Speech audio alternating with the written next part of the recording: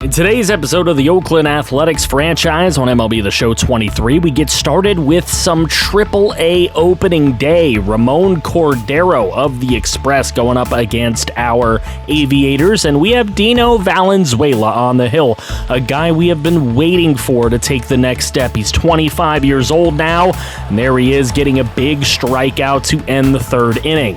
In the fourth, he's in a little bit more trouble when Glider Figueroa hits one right into center field, and that single brings home the first run of the day for the Rail Riders, and then a big strikeout getting through the end of the fourth inning. But it's a tie game at 1-1 when in the top of the seventh, it's Christopher Hornsworth hitting a gapper that goes for a double and puts two in scoring position with two away for Bucky Carver. No longer with the Major League club and trying to beat this one out, but he just can't. And we get through the middle of the seventh, still tied at 1 in the game. In the top of the ninth, it is Christopher Hornsworth again, with this time a gapper that goes all the way up to the wall, and that not only puts him at second, but scores the leading run 2-1, and that gives Damon Lucero a chance to come in.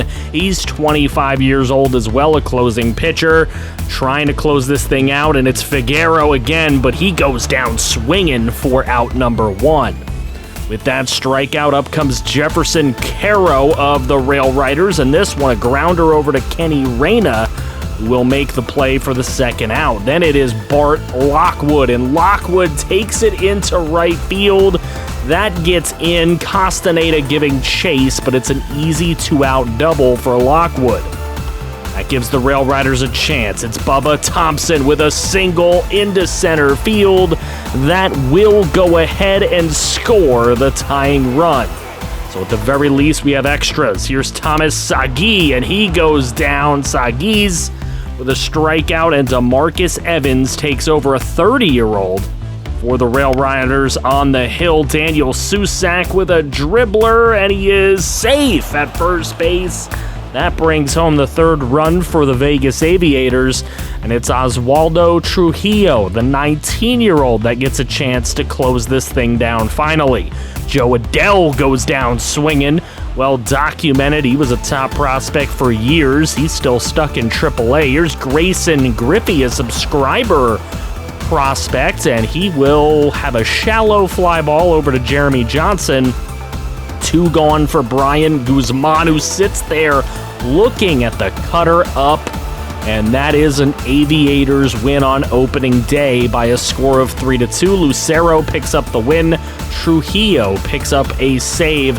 3 runs on 12 hits. So a good way to start in AAA. Could AA get off to the same start? They start their season against the Corpus Christi Hooks with Roger Feliciano on the hill, now 22 years of age.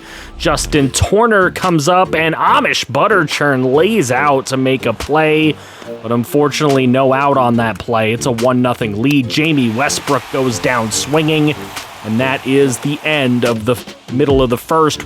We go to the bottom half where we come up, and John Gray is pitching. He was a longtime Major League starter, and Julio Nivar right back to the pitcher for a double play.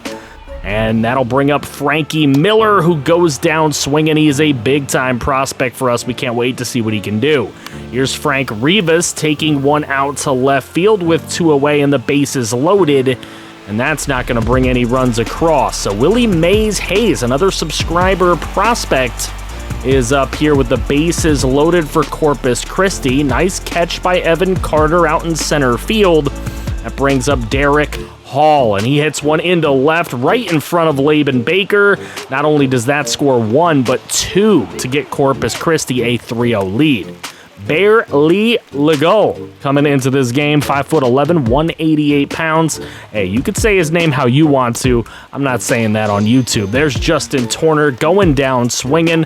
2 on, 2 out for Jamie Westbrook, and Laban Baker ranges back, makes the play, and we are through the middle of the 5th. Still 3-0 in the 9th, where Frank Rivas gets a broken bat down the third baseline. And that's going to do it. The Corpus Christi Hooks come away with a 3-0 shutout win. Just couldn't bring runs across when we needed to. And John Gray gets a win in AAA. Kind of a cheat, or a win in AA. That's kind of a cheat there. Our annual Yankee Stadium game against Luis Gil this time. We've played a better pitcher every time we've played the Yankees, but not here in this one. And Reed Hoffman gets it started early, getting one down in the gap and legging it out for a double. So with Hoffman on second, it's Oscar Gonzalez. And look at the diving stop, but you're not going to stop Gonzalez from reaching first. So 2 on, nobody out for Vladdy Jr. to just rip one out to left field. That thing is absolutely blistered out here in Yankee Stadium, and Vladdy putting a stamp with his 5th home run of the season, a 441-foot shot. That's a home run anywhere, not just here in the short porches of Yankee Stadium.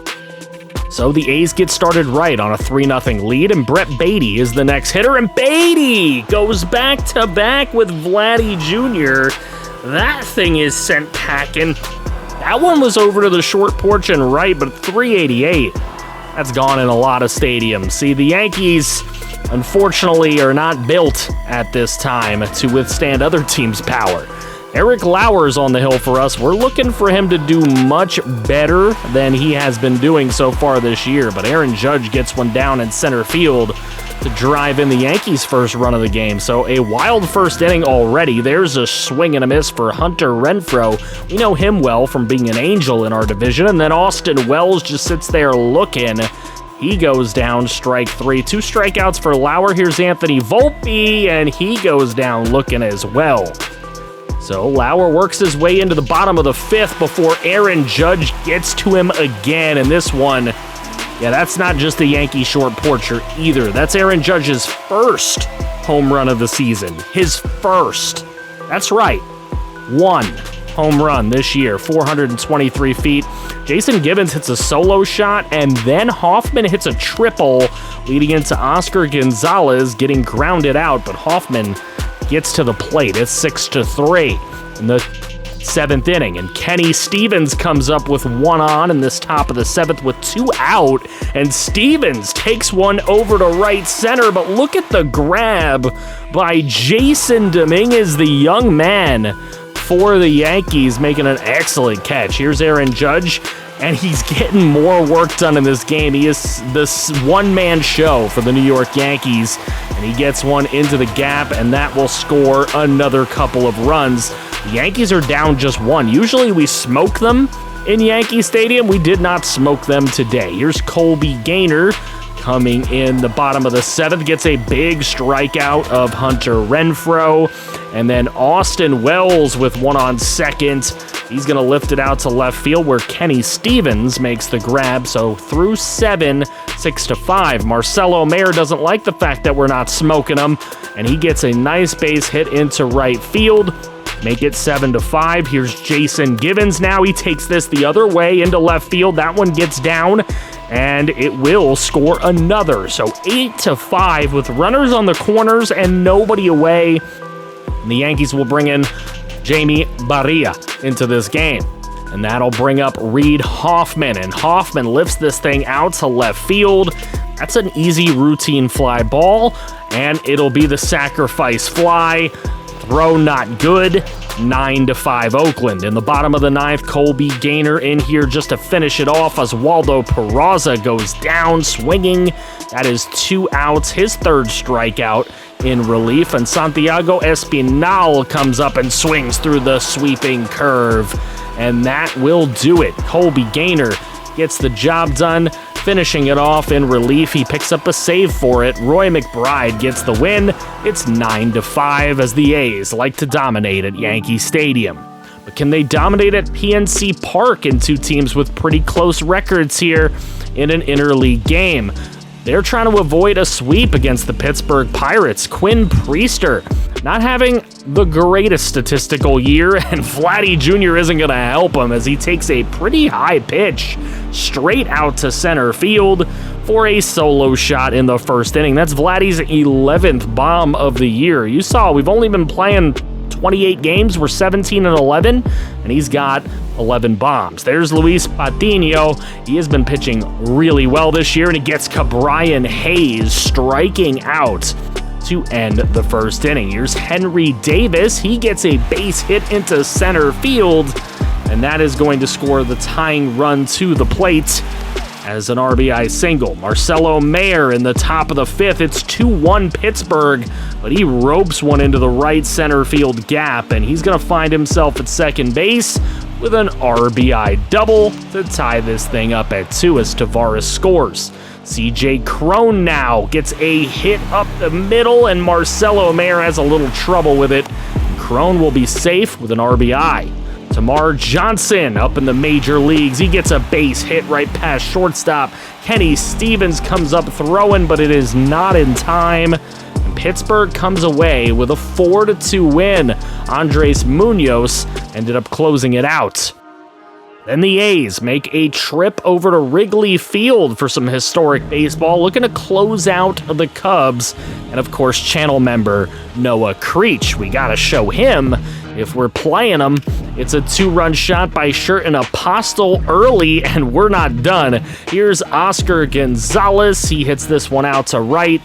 Never mind, we are done. Here's Yuri Perez on the hill. He has not had a good season himself so far. We're looking to right the ship with him, and it's Ian Happ who takes it out to center field. Gibbons gets there, makes the glove, but unfortunately, a sacrifice fly makes it 2-1. Here's Ramon Urias at the plate. He takes this into left field. This one's getting all the way into the corner as Kenny Stevens chases it, but it's a 2-2 game, and Urias leaves himself on second.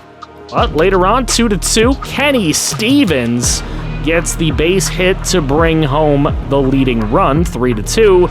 And in the top of the sixth, it's actually 9-3 when Jordan Groshans gets himself a 2-run shot out to left field to make it 9-5. That's Groshans' first home run of the season, mostly a bench player. Eniel De Los Santos in. We got him in the offseason, and he gets Christopher Morel striking out. Manuel Tavares, 0-for-2 on his day, but he puts this thing down in the left center field gap. That will be a single, but it will be an RBI one as it's 6-9. Here's Vladdy Jr. Not a home run, but a hit all the way down the left field line into the corner, and Vladdy will find himself at second base with an RBI double, making it 9-7. Can the A's really come back here? Dansby Swanson with 2 on, 2 out. He grounds into an easy out.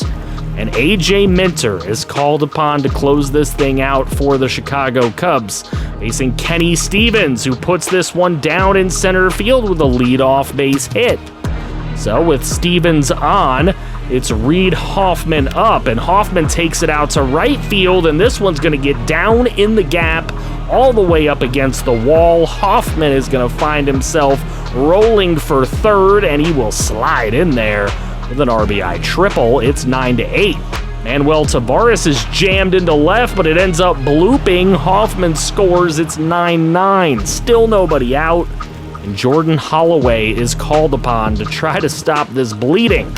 Here's Vladdy Jr. grounding one, and that's an easy double play. So nobody on the base paths and 2 out. So Holloway doing the job thus far. Here's Sherton Apostle. Apostle takes it into left, but a little too hard right into the glove. We go to the bottom of the ninth where Colby Gaynor will look to hold us over, try to get us into extra innings, and he does just that. Nice slider away. And that'll bring up Jason Gibbons in the top of the 10th. Gibbons is out in center field, but a really easy sacrifice fly for Apostle to come home, and it's 10-9. Emmanuel Clase called upon to close this thing. He's already blown 2 saves on this young season. Cole Roederer goes down swinging. That's 1 away. He's upset. Dansby Swanson 3 for 5, but he goes down on a cutter down low. 2 strikeouts. That brings up Jazz Chisholm, and Chisholm takes it into the gap. The cover boy getting the RBI double to make it 10-10, and Chisholm goes for third, and he will get there. Never mind, it's an RBI triple. And then here's a hit out to left field. Stevens with a long run makes the grab. We're going to the 11th inning, where Kenny Stevens comes up right away. This one's hit out to right field, and it is caught near the warning track. And that will go ahead and advance the free runner over to third for Manuel Tavares. Tavares gets a really nice hold of this one, but it is caught on the warning track.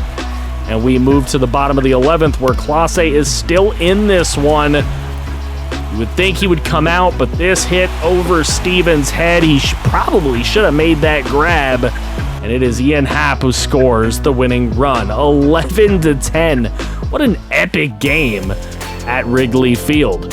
And a very, very close record here. A rubber match between two rivals, the Athletics and the Angels. And Eric Lauer really auditioning here to stay with this team, because he has not pitched very well in a while for us, ever since he got that extension. He's going up against Reed Detmers in this one, and there's a big hit for Derek Hill. That'll drive home the game's first run. Nick Raposo now takes this one into left field, down the line, all the way into the corner here at Pandora Field, and that is a 2-0, 3-0, 2 RBIs on that play. Here's Jason Gibbons. He takes this one, pulls it into right. It's into the stands. Goodbye, Jason Gibbons, with a big homer, his 5th of the year, ties it up with one swing of the bat, and we're at 3-3. Later, it's 5-3. David Bednar in to try to hold this one over, and there's a big out to keep it there. Reed Hoffman in the bottom of the 9th, grounded down the first baseline, and he is easily put away as the Angels win the rubber game and end up taking the series here in Oakland 2-1 with a 5-3 win. Dylan Floro with his 9th save of the season. So, as you can see, the Athletics are sitting 3 games out of first place, and the first place team is, of course, the Angels. Next, we're going to have a hosting of the New York Mets in the next episode, amongst many other things. We will get to the draft in the next episode, so if you're excited for that, make sure you go ahead and let me know in the comment section below. Keep up the incredible support. I absolutely love everything you guys do in the comments section and beyond. Thank you, channel members, for all of the above and beyond support that you give. And in case nobody's told any of you today, I love you, FG fam.